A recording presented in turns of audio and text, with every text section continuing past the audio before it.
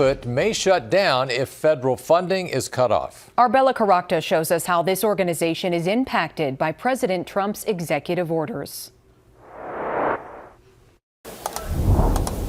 They're crunching the numbers. We don't know what to do. It's a panic situation for everybody. The International Council for Refugees and Immigrants is a resettlement agency. The United States has been bringing refugees from all over the world, and that has never been a political or party issue. Refugees come to America with permission from the U.S. government because they're fleeing persecution, war, and violence. These are people that are admitted to the country legally.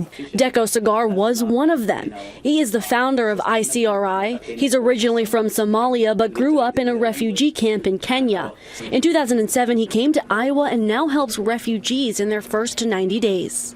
I came to this country with 7th grade education myself, and subsequently now, we run a payroll close to 60 people. We pay significant money to this building for rent. We contribute to this economy. Now everything he built could disappear. We do have the letter from the State Department that we cannot provide or bill the government for additional services until they review. This comes after President Donald Trump's executive order suspended admissions of refugees and a 45-year-old program that provides federal funding for their resettlement in America. What happens to the 100-plus clients that you serve if you have to shut your doors?